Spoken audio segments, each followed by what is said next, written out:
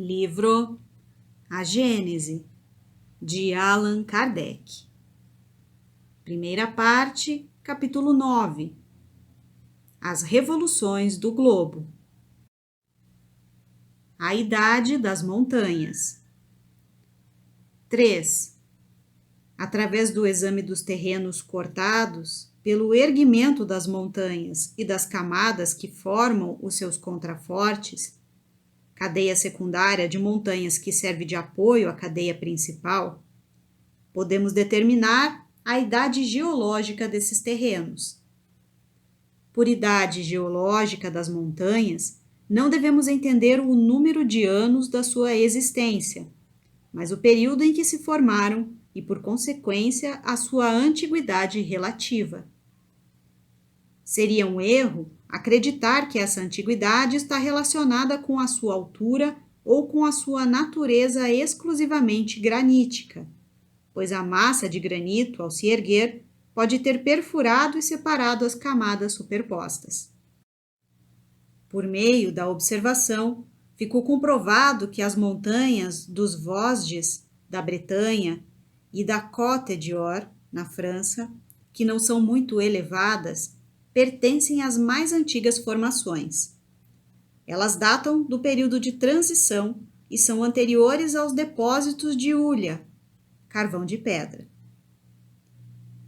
O Jura, cordilheira entre a França e a Suíça, se formou na metade do período secundário e é contemporâneo dos répteis gigantescos. Os Pirineus se formaram mais tarde, no começo do período terciário. O Monte Blanco e o grupo dos Alpes Ocidentais formaram-se depois dos Pirineus e datam da metade do período terciário. Os Alpes Orientais, que compreendem as montanhas do Tirol, são ainda mais recentes, pois somente se formaram no fim do período terciário. Algumas montanhas da Ásia são posteriores ao período diluviano ou são contemporâneas a esse período. Esses levantamentos de montanhas devem ter ocasionado grandes perturbações locais e inundações mais ou menos consideráveis, pelo deslocamento das águas, pela interrupção e mudança no curso dos rios. Nota de Allan Kardec. O século XVIII registrou um notável exemplo de um fenômeno desse tipo.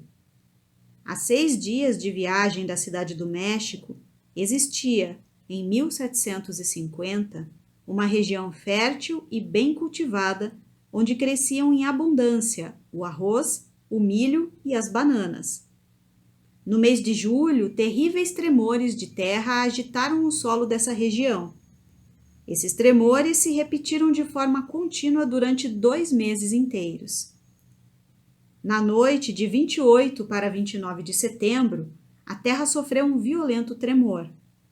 Um terreno de muitas léguas de extensão levantou-se pouco a pouco e acabou por alcançar a altitude de 500 pés, 152 metros, sobre uma superfície de 10 léguas quadradas, 48 quilômetros quadrados. O terreno boiava nas águas do mar sob o sopro da tempestade. Milhares de pequenos montes se elevavam e afundavam alternadamente. Por fim, uma fenda de quase 3 léguas, 14 quilômetros, se abriu. Dessa fenda eram lançados a uma altura considerável fumaça, fogo, pedras em brasa e cinzas. 6 montanhas surgiram dessa fenda que foi aberta, entre as quais o vulcão que recebeu o nome de Jorulo, que se eleva hoje a 550 metros acima da antiga planície.